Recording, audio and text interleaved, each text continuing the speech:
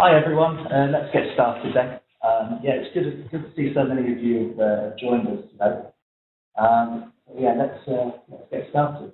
So my name is Dominic. I work here at CCM, and today's webinar is going to be about China's olefin revolution, which is part of CCM's ongoing series, providing you with analysis and insight into the biggest trends affecting China today. And joining me today is Carlton, as he's known to his English-speaking friend, or Jiatsu Lai, what's the name? And yeah, he's very familiar with China's olefins market. He's been following it very closely for several months, so I'm sure he'll be able to provide us with some useful insight. So Carlton, thanks for joining us. All right, so let's get straight into it. China's olefins industry has received a lot of attention recently, especially the country's massive planned investment in coal-to-olefin technology. If all of these projects are completed as planned, it will add more capacity than shale gas-based olefins projects currently being built in the US. So it's a big issue. However, of course, the question of how many of these projects are financially viable is a hotly contested issue. So over the next hour or so, we'll do our best to shed as much light on this as possible. We'll first give you a quick presentation, which will mainly be done by Carl, and he'll give us a quick sort of rundown of the current state of the market here in China. And then we'll move on to look further ahead and consider how we see the project developing and how we think this will affect the international market. And yeah, just a brief admin point. I'm afraid we've had some problems in the past with background noise, so we will have to sort of kill your mics during the presentation. I'm sorry about that, but it can be difficult sometimes for other people to hear with the background noise. But if you would like to ask a question, you can probably see the chat box in the bottom right-hand corner of the WebEx. So if you want to ask a question, type it into that chat box, and one of our experts will get back to you with a detailed answer soon. All right, so let's get started. I'll pass you over to Carlton now. But just before we begin the presentation proper, Carlton, could you sort of set the scene for us a bit? How big is China's olefins market? How does it compare to, say, the US or Saudi Arabia, for example? Okay, according to CCM survey, we found that the output of the olefins is 32.487 million tons in China. The consumption is 60.36 million tons. It reaches 53.82% for China. We predict for the consumption of olefin in 2020. And I think it will reach 82 million tons in China. Comparing with China, Saudi Arabia is much lower than in China. The output of the olefin is 23.07 million tons. But we also found that the output of USA olefin is much higher than in China. Their output is 42.615 million tons per year. Okay, so yeah, US is still ahead, but yeah, that's big growth in China. So how does China currently produce olefins? How much capacity is provided by naphtha, CTO, TDH? Breakdown. Okay, in 2013, the output of olefins is 32.487 million tons in China, and we divide it into three parts: NTO, CTO, and PDH. Okay, so NTO is naphtha-based? Yes, the NTO is stand for the naphtha-based to coal, and the CTO is coal-based to olefins, and the PDH is the propane to make the olefins. Okay, great, and we'll talk about PDH a bit later. Okay, so to run it through here. So after making some researches, we found that the output of the NTO in 2013 of the NTO is 30.799 million tons, and the output of the CTO is 1.45 million tons, and the PDH is 0.15 million tons. But we predict that the output of them will be increased in 2014. The output of the NTO will be about 32.995 million tons in 2014, and the CTO will be 2.14 million tons, and PDH will be 0.9 million tons. Okay, great. So they're already developing very quickly. So why is China so keen to develop CTO in particular? As we know, there is a lot of coal in China. Meanwhile, the cost of the coal is much lower than the naphtha. Because of that, we are able to reap a huge benefit from it. At present, China government doesn't charge any carbon dioxide tax from the CTO project. Due to the huge demand of olefins in domestic market, the CTO projects will be developed faster and faster. In addition, China can also reduce purchasing the crude oil from other countries while providing olefins for their sale by CTO projects. Okay, brilliant. So how much CTO capacity is there currently in China? How much is China planning to build? So, after researching, there are 18 CTO units are planning to build, and their capacity is 11.202 million tons annually. But there are only 7 CTO units in China. Okay, fantastic. All right. Just before we go on further, I just want to check, can everyone hear perfectly well? Just if you're having problems, let me know via the chat box, and we'll make sure to speak a bit louder.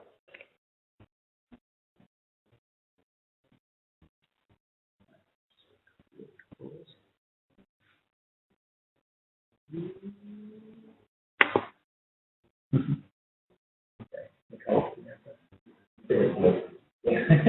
What do you want to do? We'll check the slides. Yeah. So we have new them. Yeah, for the chat box. Are you going to show any slides? We are sharing. Oh, it says that they can't hear anyway. Yes.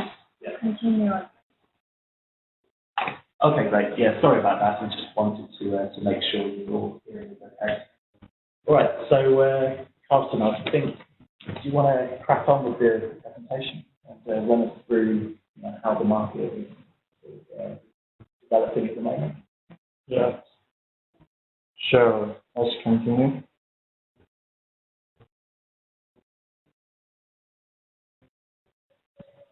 CTO. When you see the CTO in the screen, maybe you will ask what the CTO is. Yes, let me explain it. CTO is stand for the coal to make the olefins. As we know, there is a lot of coal in China, especially in Xinjiang province, and it can produce a lot of olefins and bring some effects to the China and global olefins market. This is why we're talking about it today.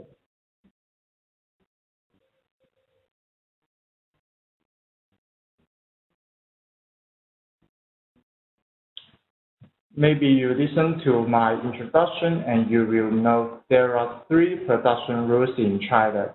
They are MTO, naphtha-based to olefins, CTO, coal-based to olefins, and MTO, methanol-based to olefins. Someone may be curious about the cost. Maybe they will ask, how is the cost of them? Okay.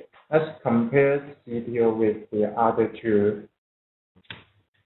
As we see from the chart, you will know that the cost of the coal to olefin is much more stable than NTO and MTO.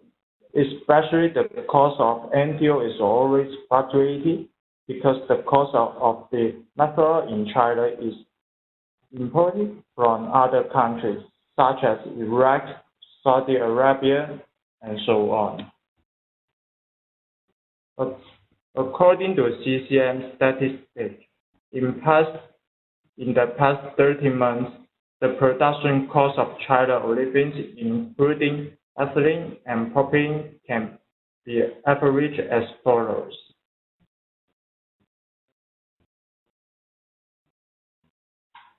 $1,316 per ton for ethane base, $1,162 per ton for coke base, and $1,438 per ton for ethane base. For methanol base, originally CTO boosts cost advantage compared with other two processes.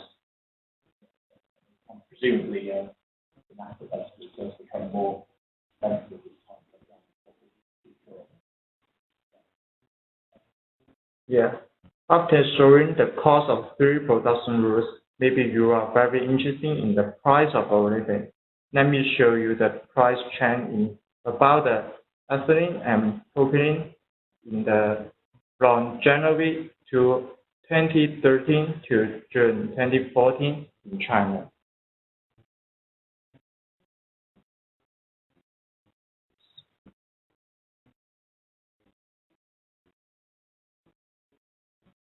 As a whole, the demand for olefins in China stayed very strong. Because of that, you can see the import price of ethylene and propylene have been increasing from January 2013 to June 2014.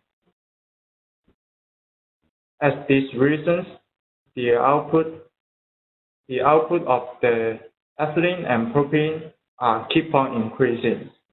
Because of the strong demand, in 2013, the output of the ethylene in China released an increase of 9.6% year-on-year.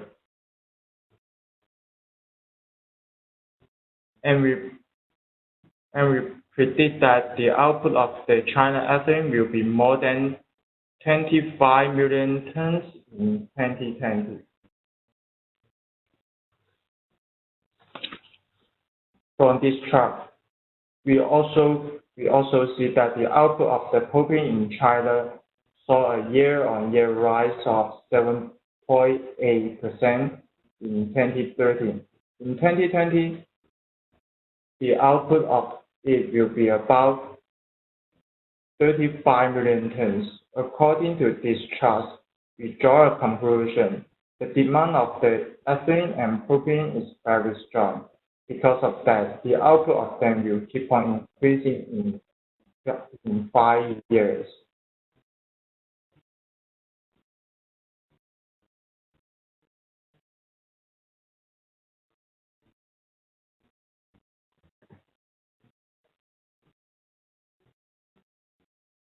As the strong demand for olefins in China, somebody wonder if are there any enterprises running and established CTO plants in China. Do you have the same question, Bernie?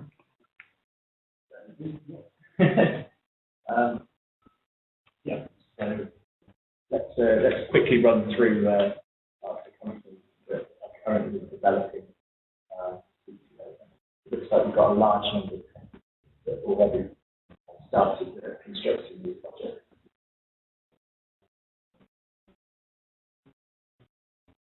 Actually, there are 18 CTO projects are planning to establish, and their capacity is total 11.02 million tons per year.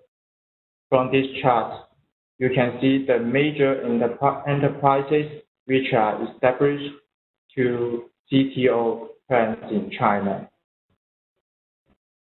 Nowadays, only 7 enterprises are running CTO plants in China. From the table, we know that their capacity is 3.175 million tons per year.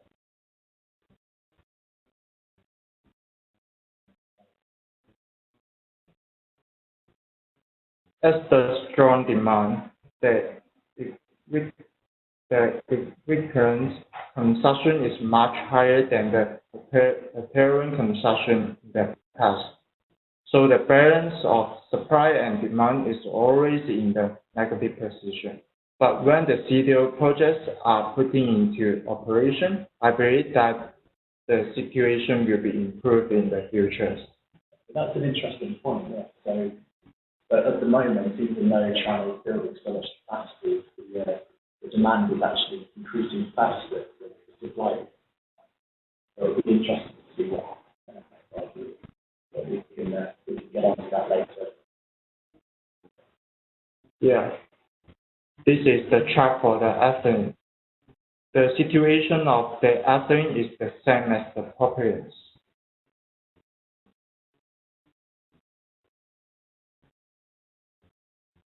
Because we need too much olefins for our lives, China government have launched a series of policies to encourage the enterprises to develop the CTO projects.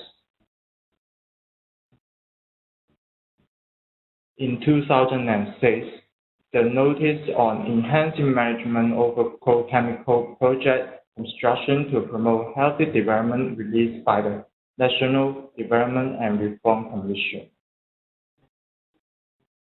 In 2008, the Notice on Enhancing Management on Coal to Liquids Projects. In 2009, the opinions on controlling overcapacity and avoiding duplicated construction in part of the industrials to guide healthy development. In 2011, the National Development and Reform Commission retook the authority to examine and approve from local level. In 2012, the 2012 5-year plan in petrochemical and chemical industry emphasized that the source diversification rate to olefins should be raised to 20% by 2015, while the corresponding capacity of olefins will reach 10.2 million tons per year. The sources mainly include coal, light hydrocarbon, and condensed oil. In 2013, the 12th 5-year planning energy industry was released by the State Council. Of this, the promotion of the upgrading demonstration on coal washing and deep processing was stressed. So yeah, again, it's just worth emphasising just how much China's government wants this CTO project to work. Because we will start to talk about how viable these projects may or may not be later. But it's worth just emphasising that they really, really want this to work out. Yes. As I mentioned, that MTO is one of the product rules in China. We also use the method to make the olefins. There is some representative processor of MTO in China. Of this, the DMTO technology development by Dalian Institute of Chemical Physics, Chinese Academy of Science in 2006 recorded the first process to put into commercial operation in China, and the most widely applied CTO technology.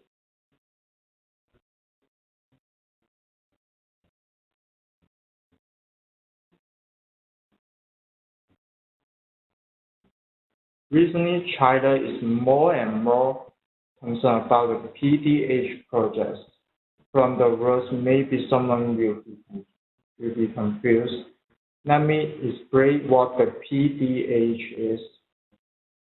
The PDH means that using the propane to make the propylene. PDH project reflects that China hopes to depend on multiple raw materials to change the current situation in which the production of olefin is based on methane. Nowadays, PDH is a hotspot in China. About the PDH, how is the process of this project development in China?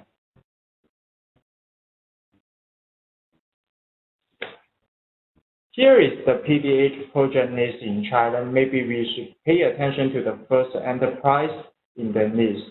It is the only one which is running PDH project. The others are in the test phase. So could you maybe explain a little how these test phases work? What does it mean to be a test phase? Okay, they just use a little raw material to test the machine, but they are not ready to use the machine to produce use the propane to produce the propane. Okay, yeah. So it could be a huge amount of capacity that gets added, but this is still very much up in the air. Yes.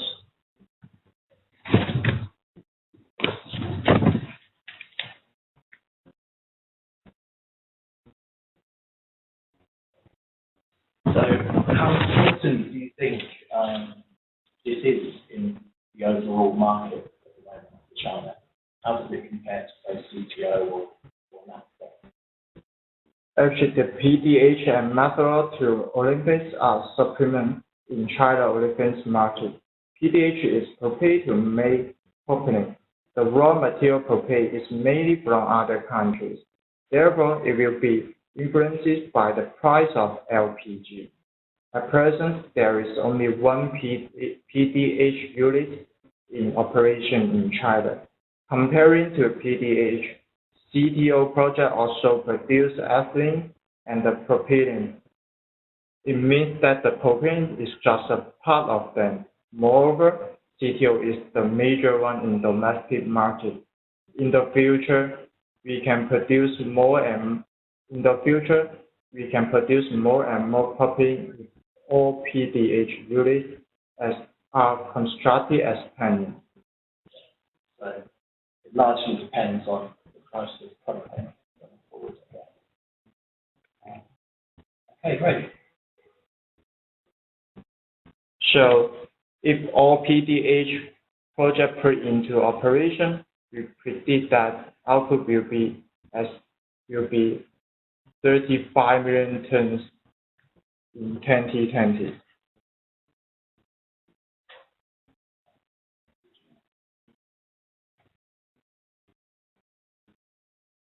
Here's the chart for the price of propylene and propane in China.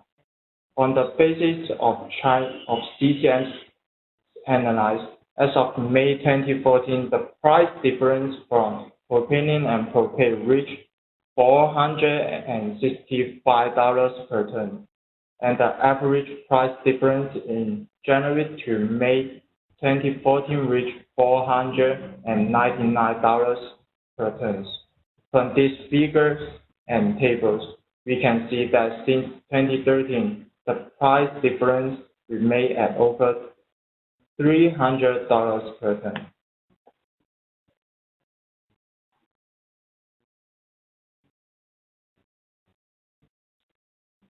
That's to say, China's PDH project is profitable, especially since 2014.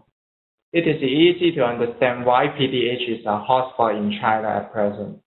In the future, however, whether its perspective will be optimistic, let's take a look at the supply condition of propane in China.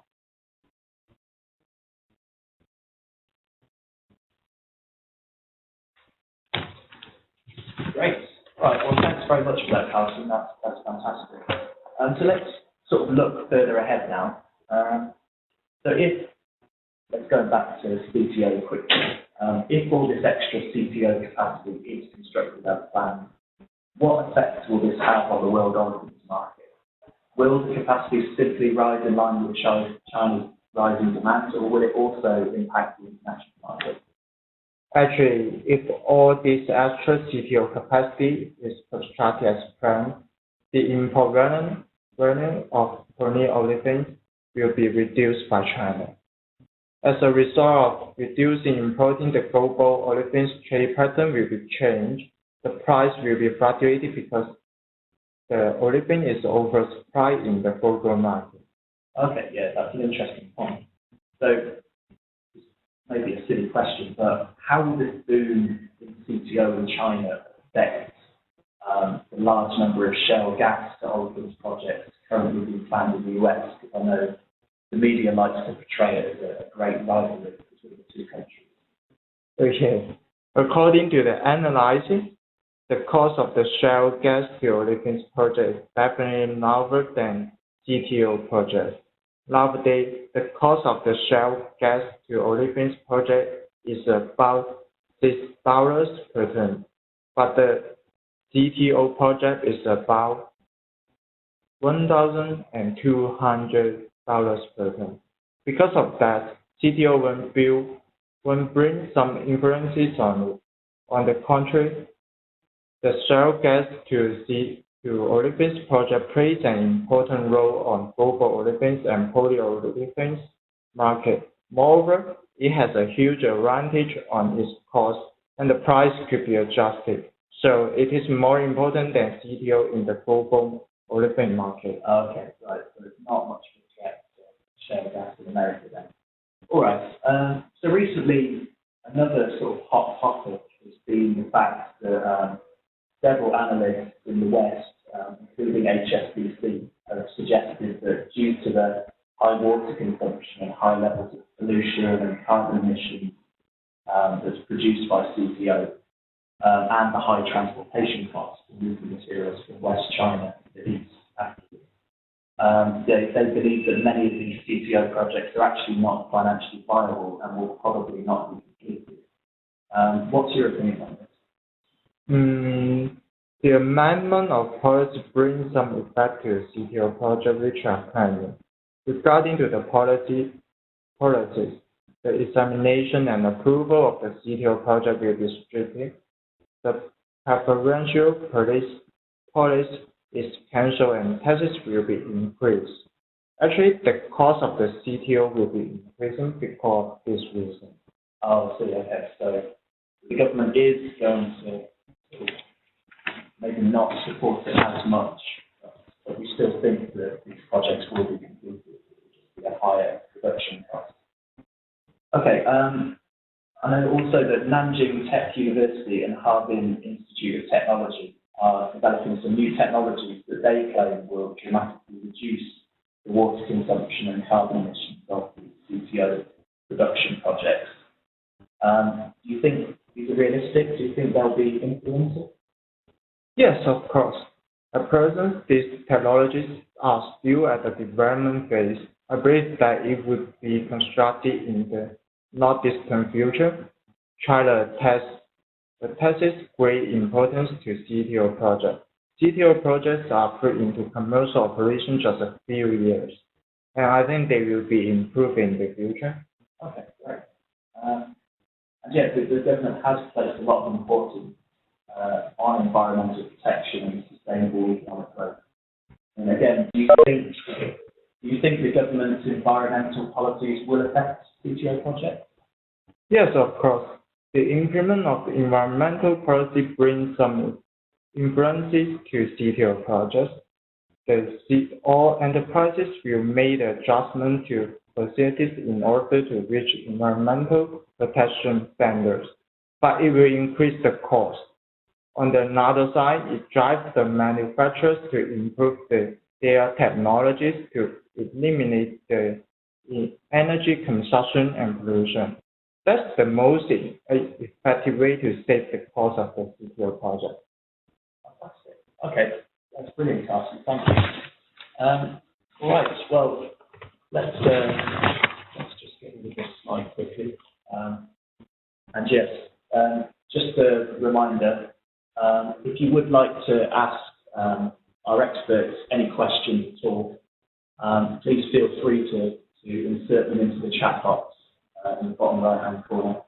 Unfortunately, we don't have time right now to actually answer them in person, but we do promise to get back to you by email as soon as possible. Fantastic. Also, don't forget to fill out the questionnaire. And yeah, before we go, we would like to draw your attention quickly to our e-journal on the China olefins market, which I believe Carlson has right here. There it is in all its glory. This is our China olefins market in news. Here is the sample. And this sample is free to download on the website. Yes, of course. Yes, this report is divided into 4 parts. They are the cost analysis of current situation and focus for the cost. And also we will report the raw material in China, and we will offer the analysis of China olefins market, and we will offer the latest market news of China olefins market. Actually, this news is an instant news published in Kcomber by CCN. Okay, let me show you some details.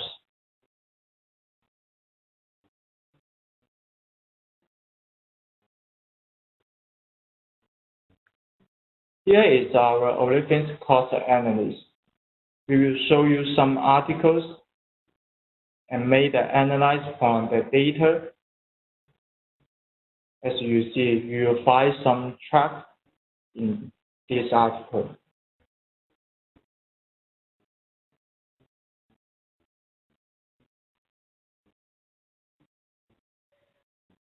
Here is the report about our olefins raw material. Here you can see some tables and some words. All data is from our CCN, so we made the research on the market and draw a conclusion and show you the analysis. This one's actually from June this year, so I think it's still quite relevant.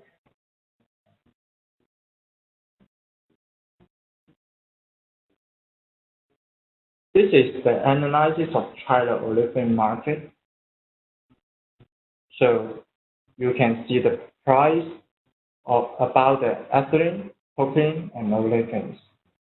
So we also will offer you the information each month.